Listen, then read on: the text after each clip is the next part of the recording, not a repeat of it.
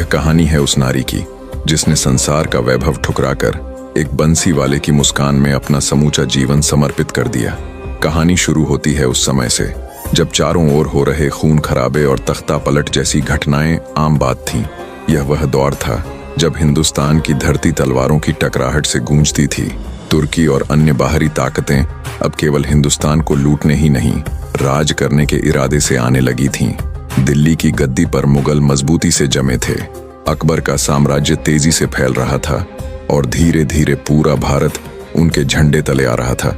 लेकिन यदि कोई था जो उनके सामने डटकर खड़ा था तो वह था राजस्थान। यह वही भूमि थी जहां सूर्य की तपिश से भी अधिक तेज था, जहां के राजपूत अपनी मिट्टी, धर्म और स्वाभिमान के लिए लक्ष्मण रेखा से भी अधिक प्रतिबद्ध थे। उसी राजस्थान की वीर भूमि पर बसा था मेड़ता। उस समय मेड़ता पर राठौड़ वंश का शासन था और राजा थे राव दूदाजी, उनके पुत्र रतन सिंह, जिनकी वीरता की गाथा पूरे राजपूताना में गाई जाती थी। एक ओर उनके घर में पत्नी की कोख में पलती नन्ही जान और दूसरी ओर मातृभूमि की रक्षा का आह्वान। लेकिन रतन सिंह ने सच्चे क्षत्रिय की तरह कर्तव्य को परिवार से ऊपर रखा। वे रणभूमि में उतरे और अपने मेवाड़ की रक्षा करते हुए वीर गति को प्राप्त हुए। पर विधि का विधान कुछ ऐसा था कि रतन सिंह अपनी पत्नी के गर्भ में पल रही उस नन्ही जान की पहली किलकारी तक नहीं सुन पाए। उसी युद्ध के कुछ ही समय बाद राव दूदाजी के महल में एक नन्ही किलकारी गूंजी। पूरा राजमहल मानो शोक से उभर कर मुस्कान में बदल गया। उस नन्ही राजकन्या का नाम रखा गया मीरा। मीरा ने अपनी पहली मुस्कान से ही सारे मेड़ता का दिल जीत लिया था। ऐसा खिलता सलोना रूप पूरे राजपूताना में दूसरा था ही नहीं। लेकिन खुशियों की ये रोशनी ज्यादा समय तक टिक न सकी। कुछ दिन बाद पति के वियोग में मीरा की मां भी चल बसी। अब मीरा का पालन पोषण राणा दूदाजी यानी उनके दादा और दादी जी के हाथ में था।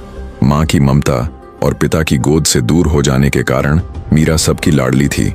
मीरा बस कह भर दे और राव दूदाजी तारे तक तोड़ लाने को तैयार हो जाते थे। समय अपनी गति के साथ बहता गया।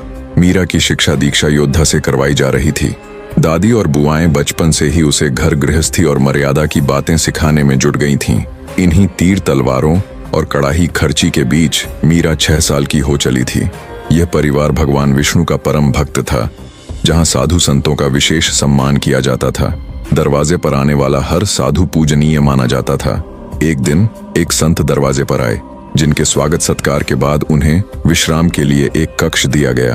भोजन ग्रहण करने से पूर्व साधु ने एक पाठ पर लाल कपड़ा बिछाया और अपने साथ लाई हुई भगवान कृष्ण की मूर्ति स्थापित कर दी। उनके आराध्य की यह मूर्ति उन्हें उनके गुरु ने दी थी। बने रहे।